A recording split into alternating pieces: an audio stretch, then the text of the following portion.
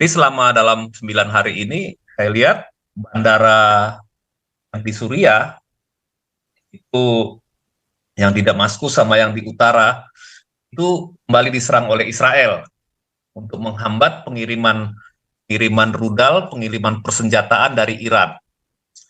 Kemudian juga dari darat, itu beberapa titik daerah Irak dan Suriah, beberapa gudang senjata milik pasukan paramiliter yang sebenarnya ini adalah proksi daripada Iran, itu dihancurkan oleh operasi gabungan Israel dan Amerika Serikat. Pesawat-pesawat dari kapal induknya yang dua gugus tugas yang di Laut Tengah itu. Kemudian juga di Laut Merah itu kan jalur perdagangan. Gerilyawan Houthi itu berusaha menyandera kapal-kapal dagang yang lewat. Jadi sekarang sudah banyak kapal-kapal militer asing patroli di sana untuk menjaga supaya kapal dagang ini tidak dibajak oleh teroris Houthi ini, gitu ya. Sudah tidak dibajak. Dan beberapa kali pengiriman rudal jarak jauh dari Houthi untuk menyerang Israel itu digagalkan oleh gugus tugas ini ya, kapal tempur Amerika yang ada di Laut Merah. Jadi sebenarnya selama 9 hari ini pertempuran yang sesungguhnya itu sebetulnya lebih seru, Pak Paul, karena itu kan lagi adanya kan di medan terbuka, darat, di udara maupun di laut. Taktik pertempuran terowongan ini sudah gampang dibaca, Pak. Justru terowongan yang tadinya dianggap Hamas itu sebagai unggulan secara taktik dalam militer, itu sekarang malah menjadi kelemahan.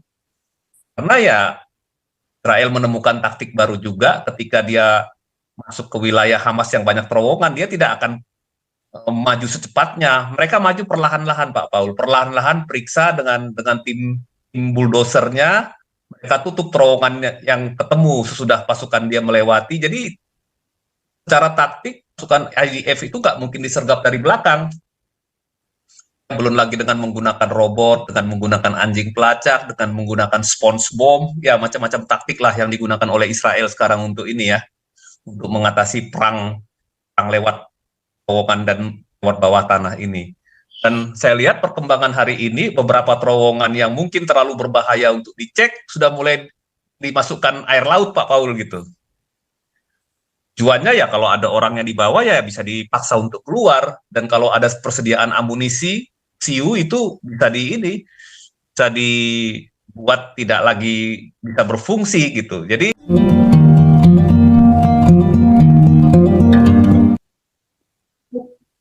ya, aku mah silakan. Selamat malam, Shalom Pastor Paul. Jelas suaranya? Ya. Jadi ya, saya sih kembali ke ini Pak Paul, ke topik yang Pak Paul hari ini tentang apa? Tentang perang, ya, perang Israel versus Hamas, terutama tentang pasukan wanita IDF ini. Jadi selama gencatan, saya ini pengamatan dari berbagai ini ya Pak ya, media informasi yang mengandung ini ya, militer ya, saya lebih suka mengamati itu ya. Jadi yang saya perhatikan selama 9 hari masa gencatan ini, sebetulnya perang itu tidak berhenti, Pak Paul.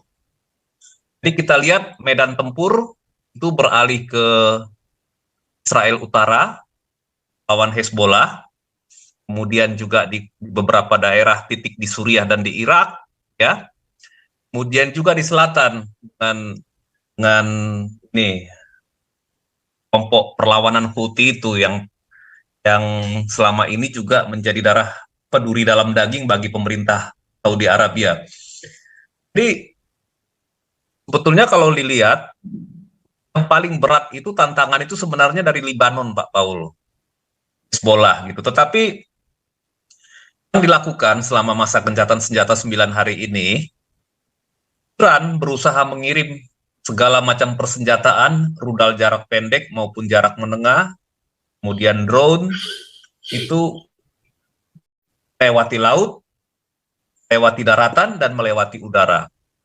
Jadi selama dalam 9 hari ini, saya lihat bandara yang di Suriah itu yang di Damaskus sama yang di utara itu kembali diserang oleh Israel untuk menghambat pengiriman rudal, pengiriman persenjataan dari Iran.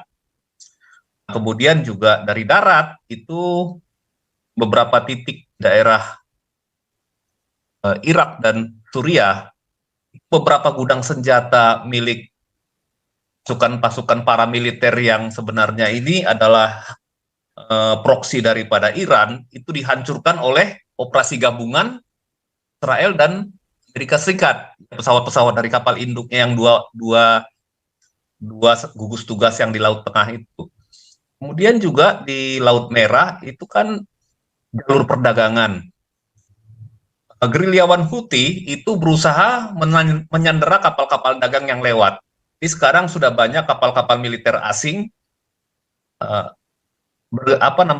patroli di sana untuk menjaga supaya kapal dagang ini tidak dibajak oleh teroris Houthi ini, gitu ya. Sudah tidak dibajak. Dan beberapa kali pengiriman rudal jarak jauh dari Houthi untuk menyerang Israel itu digagalkan oleh gugus tugas ini ya, kapal tempur Amerika yang ada di Laut Merah. Jadi sebenarnya selama 9 hari ini pertempuran yang sesungguhnya itu sebetulnya lebih seru, Pak Paul, karena itu kan lagi adanya kan di medan terbuka, darat, di udara maupun di laut. Nah, jadi dalam 9 hari ini sepertinya Hamas tidak dapat pasokan senjata yang cukup, ya, karena pengiriman Iran yang biasanya lewat Laut Merah, kemudian lewat Somalia, kemudian dibawa naik kendaraan dari Mesir, lewat Rafah, kemudian masuk ke Gaza, itu juga berkurang banyak, bahkan hampir terhenti gitu Pak Paul. Jadi sebenarnya penyeludupan senjata dari Rafah terus ada gitu. Nggak tahu apakah pemerintah Mesir itu tahu atau tidak, atau pura-pura tidak tahu, atau mereka mengirimkannya lewat terowongan bawah tanah, ya itu hanya mereka yang tahu ya. Tetapi dalam 9 hari gencatan senjata yang sebetulnya diharapkan oleh Hamas ini, mereka dan Hamas, Hezbollah dan Houthi ini, mereka akan mendapatkan pengiriman persenjataan dari Iran, itu tidak tercapai Pak Paul. Jadi mereka ini sekarang dalam keadaan kekurangan persenjataan.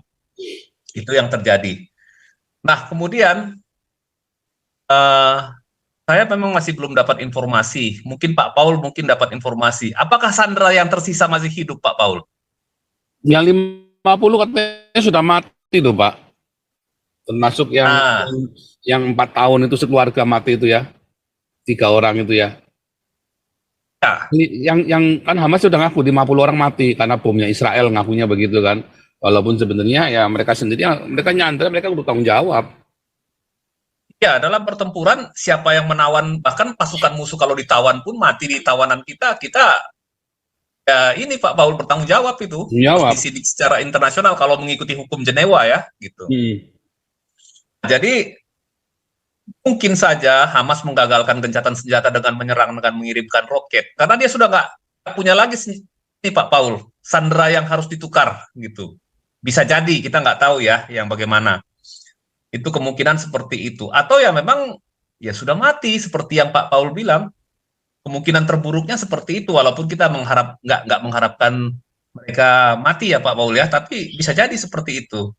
Nah, saya perhatikan juga perang ini kan 2 medan tempur Pak. Pertama secara militer, Israel berhadapan di 5 front, Gaza, Lebanon, di tepi barat juga banyak ya yang ditangkapin dan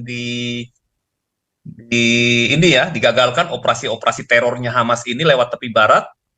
Kemudian juga Houthi, ada 5 front yang mereka harus hadapi, belum lagi dari dataran tinggi Golan. Jadi ada 5 front sebenarnya yang dihadapi oleh Israel sekarang ini.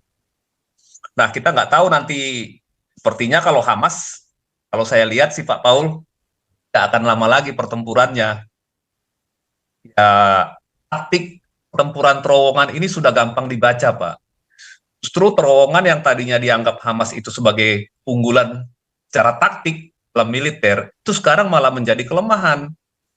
Karena ya Israel menemukan taktik baru juga ketika dia masuk ke wilayah Hamas yang banyak terowongan, dia tidak akan maju secepatnya. Mereka maju perlahan-lahan, Pak Paul, perlahan-lahan periksa dengan tim buldosernya. Mereka tutup terowongan yang ketemu sesudah pasukan dia melewati. Jadi secara taktik pasukan IDF itu nggak mungkin disergap dari belakang. Belum lagi dengan menggunakan robot, dengan menggunakan anjing pelacak, dengan menggunakan sponge bomb, ya macam-macam taktik lah yang digunakan oleh Israel sekarang untuk ini ya, untuk mengatasi perang lewat terowongan dan lewat bawah tanah ini. Dan saya lihat perkembangan hari ini, beberapa terowongan yang mungkin terlalu berbahaya untuk dicek, sudah mulai dimasukkan air laut, Pak Paul, gitu. Tujuannya ya kalau ada orang yang di bawah ya bisa dipaksa untuk keluar, dan kalau ada persediaan amunisi, siu itu bisa bisa dibuat tidak lagi bisa berfungsi gitu. Jadi di luar dugaan Hamas, tadinya dia pikir dengan serangan 7 Oktober, kemudian Israel membalas, banyak korban rakyat sipil, Israel akan mendapat tekanan dari dunia internasional. Itu tadinya pikiran mereka. Kemudian semua negara akan mengutuki Israel dan menghukum Israel, sehingga Israel harus memberikan konsesi banyak kepada mereka, menyerahkan wilayah-wilayah seperti katakanlah tepi barat diserahkan kepada Hamas gitu ya, atau misalnya jalur Gaza juga harus diserahkan kepada Hamas dengan berbagai tuntutan mereka soal listrik, soal apa namanya ya, fasilitas umum dan lain-lainnya. Kemudian juga tuntutan terhadap kota Yerusalem. Seperti yang kita pernah bahas beberapa hari yang lalu, Pak Paul. Benteng terakhir peradaban dunia ini ada pada Israel. Begitu Israel hancur dan kalah, Yerusalem diambil alih oleh teroris ini, seluruh peradaban manusia, baik itu Kristen, Hindu, Buddha, dan yang lain-lain, kan juga ikut hancur, Pak Paul. Jadi, hanya Israel yang bisa menghadapi budaya kekerasan abad ke-6 ini, Pak Paul. Hanya ajarannya mereka, ajarannya Yudaisme ini yang bisa dan berani gitu ya. Kalau yang lain dengan kekristenan saya nggak yakin juga Pak Paul bisa bertahan gitu. Nah, jadi mengenai wanita Israel ini menarik Pak Paul. Saya juga kaget juga melihat bahwa terakhir ini para wanita di Israel itu ikut bertempur di garis depan. Artinya mereka menjadi prajurit infanteri juga di lini pertama atau lini kedua Pak Paul dalam militer. Mungkin Pak Santiamer lebih tahulah taktik tempur itu ya, dasar-dasarnya itu kan. Jadi yang kita lihat, yang saya tahu selama ini, banyakkan wanita-wanita Israel itu bekerja di bidang elektronik warfare. Jadi perang elektronik mereka bekerja. Kemudian mereka juga kontrol drone, dan ini drone itu ada dua, drone pemusnah dan drone pengamat. Itu biasanya para wanita Pak yang bekerja di situ. Kemudian ground handling untuk pesawat tempur dan fasilitas militer itu juga para wanita. Nah, baru saya lihat tadi fotonya Pak Paul, kebetulan saya tadi masih di jalan, tapi saya ngikutin live-nya Pak Paul ini. Saya perhatikan justru Merkava itu diawaki oleh para wanita semua gitu, termasuk kemudi, kemudian juga juru tembak meriam, loadernya, kemudian komandannya juga wanita. Itu artinya apa? Ya, para wanita Israel ini sudah bertempur di lini pertama gitu. Luar biasa Pak Paul. Sangat mengherankan, belum ada militer di dunia itu yang mempekerjakan wanitanya itu seberani itu di medan tempur gitu. Jadi kita tahu kan penduduk Israel ini kan terbatas. Kalau hanya mengandalkan kepada pria, khawatirkan dalam satu perang besar, terutama kalau misalkan sampai nuklir digunakan, penduduk kan akan berkurang. Tidak mungkin hanya mengharapkan pria untuk turun ke medan tempur. Pengalaman Israel yang selama ini selalu mendapat serangan di negara-negara tetangganya, ya untung sekarang udah berdamai ya, hanya tinggal beberapa negara. Itu membuat mereka itu akhirnya termiliterisasi Pak Paul, baik pria maupun wanita. Jadi di sana itu wajib militer itu yang mengharuskan ya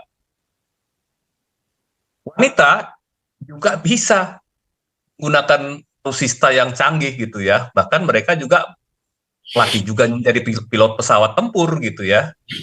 Bukan hanya prajurit yang ini ya, yang ada di lini kedua atau lini ketiga dalam pertempuran gitu. Mau tidak mau hanya itu pilihannya Pak Paul, supaya Israel tetap bisa bertahan, tetap bisa eksis dunia ini dan menjadi berkat bagi seluruh bangsa-bangsa. Kira-kira begitu Pak Paul. Terima kasih. Luar biasa.